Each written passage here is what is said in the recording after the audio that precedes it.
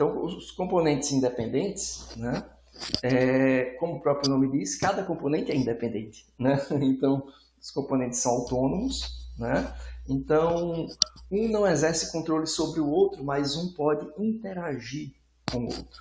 O fato deles serem independentes reduz o acoplamento entre os componentes, evidencia a necessidade de se ter interfaces não só providas, mas interfaces requeridas dos componentes, são obrigatórias as interfaces requeridas, né, nesse tipo de arquitetura de componentes independentes, né? E existem dois tipos principais, né? Os communicating process, né? A arquitetura de processos comunicantes, e as arquiteturas baseadas em eventos, tá?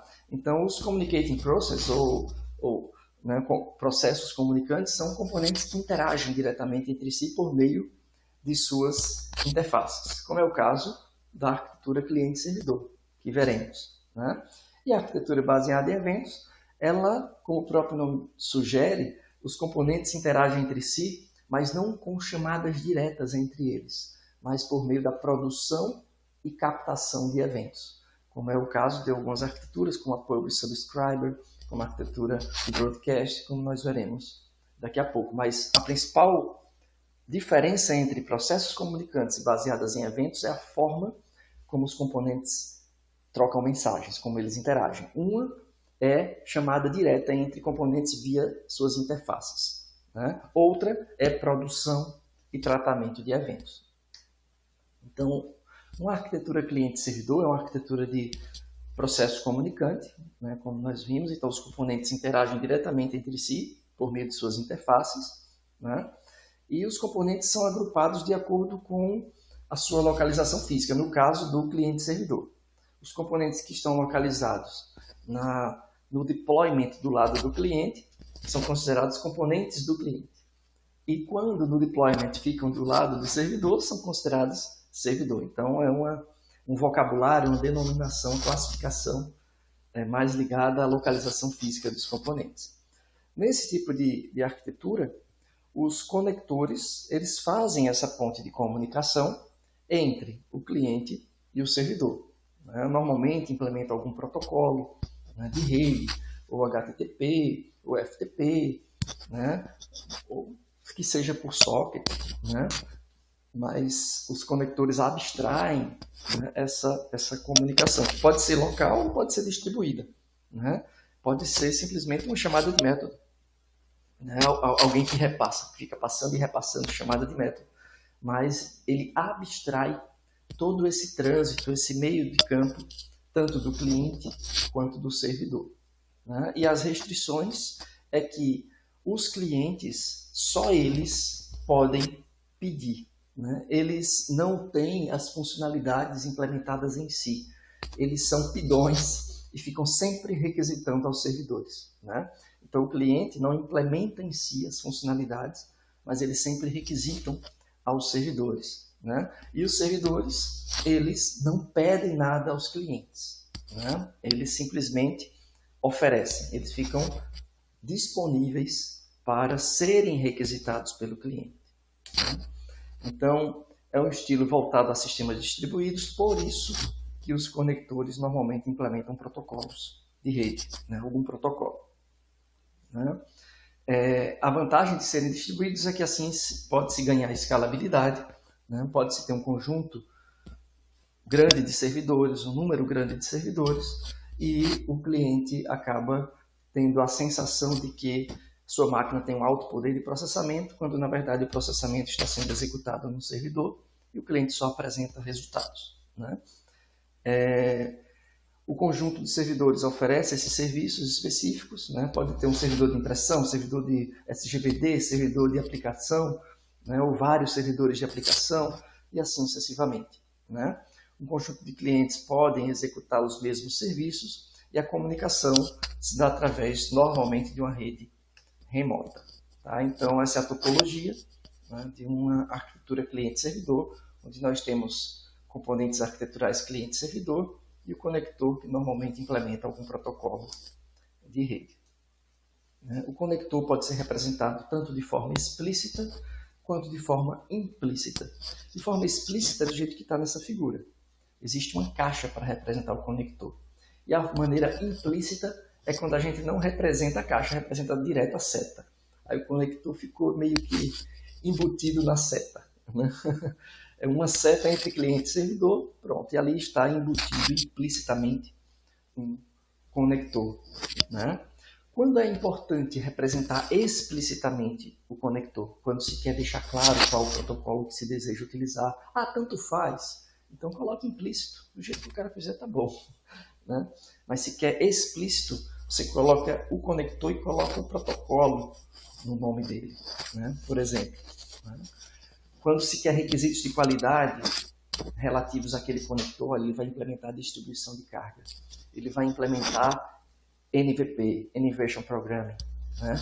Então, ele vai ter um requisito de qualidade específico. Então, deixa ele explícito, porque ele ganhou importância na arquitetura, né?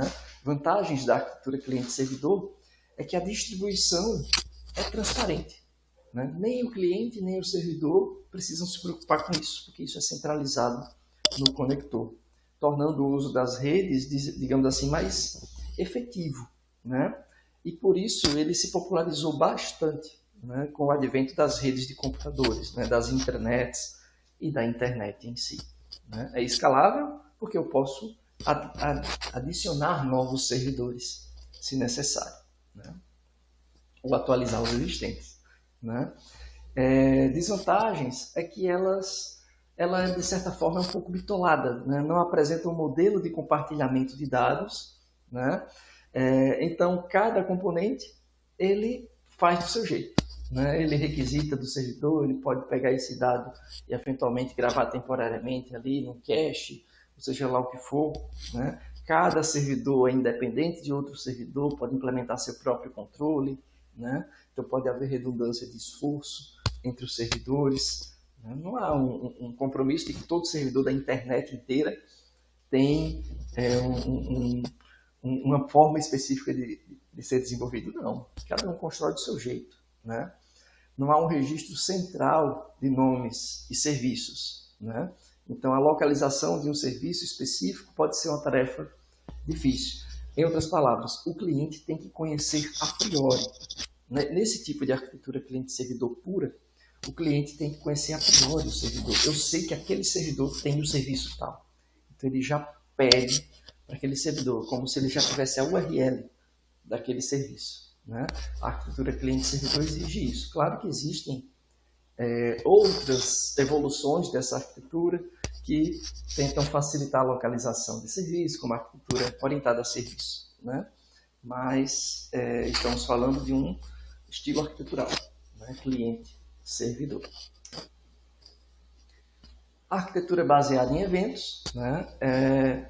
É uma arquitetura, digamos assim, diferente da arquitetura de processos comunicantes, porque a comunicação ela ainda é de componentes independentes, mas a comunicação entre esses componentes independentes ela acontece via produção e consumo de eventos, né? Tratamento de eventos.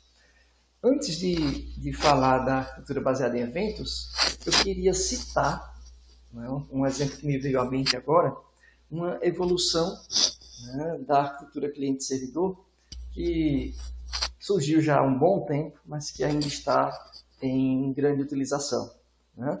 Qual é o estilo arquitetural que é muito parecido com o cliente-servidor, mas cada nó pode ser ao mesmo tempo cliente e servidor? Em outras palavras, eu posso ser cliente para pedir coisas a um outro nó, mas também posso ser servidor para prover serviços a determinados nós. Então, cliente-servidor, onde eu posso ser ao mesmo tempo cliente e servidor. Já sabem, é a arquitetura P2P, né? A peer-to-peer. Não deixa de ser uma cliente-servidor, onde todos os nós podem ser ao mesmo tempo clientes e servidor. Tá? Agora sim, voltando para a arquitetura baseada em eventos. Então, a arquitetura baseada em eventos, ela tem como principal característica essa forma dos componentes independentes interagirem, né, a partir da troca ou da produção e consumo de eventos. Então, os componentes são unidades que produzem e tratam esses eventos, enquanto os conectores são elementos arquiteturais que propagam, que difundem, que avisam sobre a produção de eventos, né? E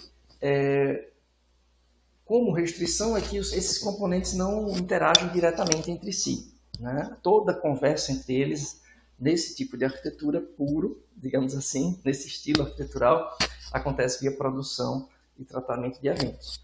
Como eu disse, vou repetir várias e várias vezes, não há um estilo arquitetural bala de prata que resolve tudo.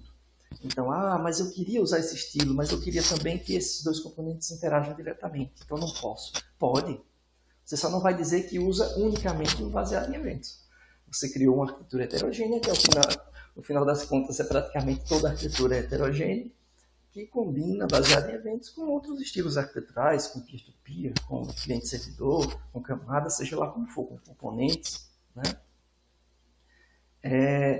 E outra restrição é que os conectores apenas comunicam eventos. Eles não transformam esses dados, não transformam um evento em outro tipo de evento para ficar compatível com, né, como se fossem adaptadores, né?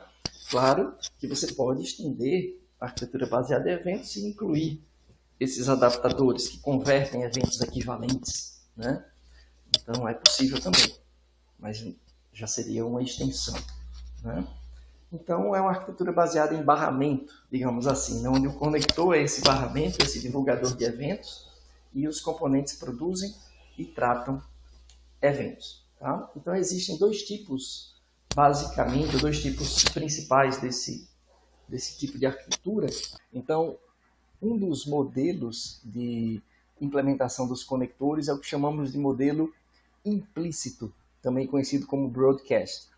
Apesar do nome broadcast sugerir um envio do evento indiscriminado para todos os componentes, na verdade esse envio já é um pouco seletivo. É uma implementação semelhante ao que acontece com o padrão Observer, né? Então o modelo implícito, ele também conhecido como Publish Subscriber, é um modelo onde todos os componentes se inscrevem como interessados em algum tipo de evento. Então, a partir do momento que o broker ou o conector recebe esse evento produzido por algum componente, ele conhece a lista dos interessados naquele evento. Então, ele propaga, ele avisa a todos os componentes interessados naquele evento, né?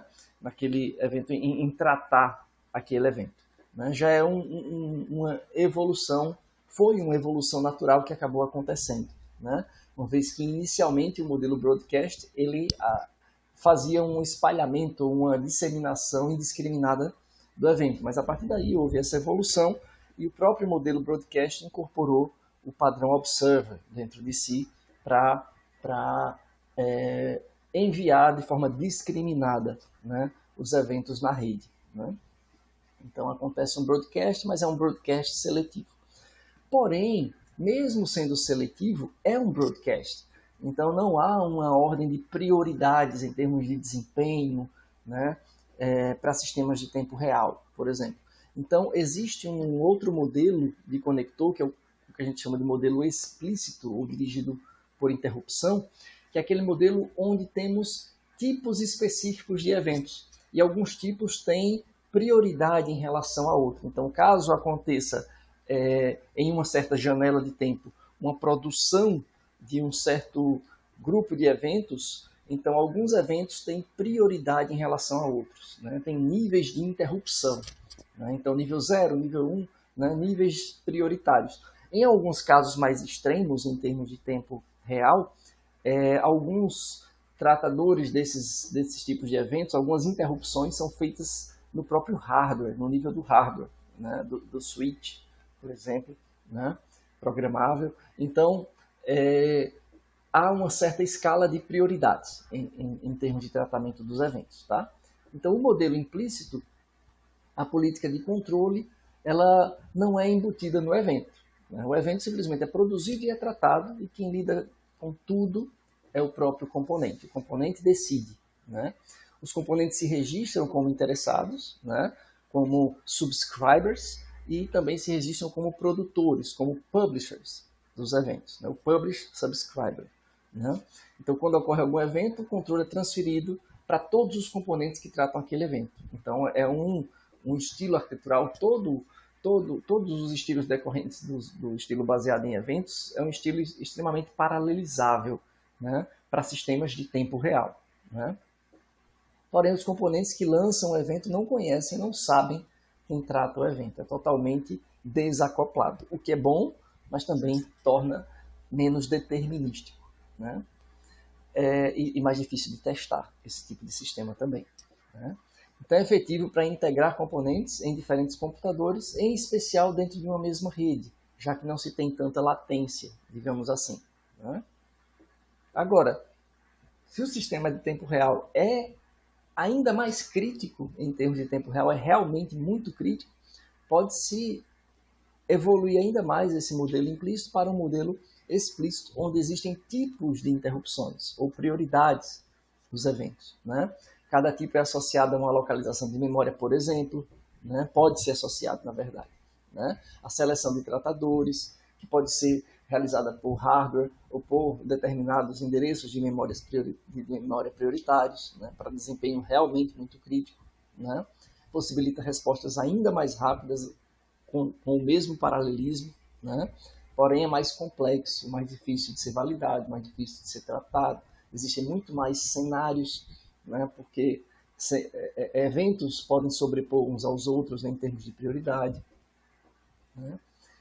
Em ordem de execução mesmo, né, de tratamento, né? São utilizados para desenvolver sistemas de tempo real realmente crítico, né? Vantagens da arquitetura baseada em eventos como um todo é que ela é indicada para modelar sistemas concorrentes. A concorrência é algo muito natural nesse tipo de arquitetura, né?